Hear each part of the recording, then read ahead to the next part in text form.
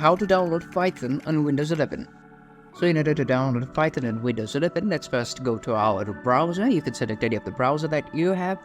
For now, I'm going to go with Google Chrome, and here search Python for Windows 11. From here, open up the download Python, and here you could see the download tab that is available on download Python 3.12.2. Click on the tab, and the installer will be downloaded. And after the file is downloaded, simply tap on the file, and you would be able to open the installer.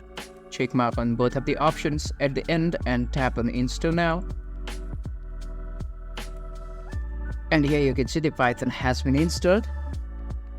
After this, go to Windows and type cmd or command prompt and run as administrator.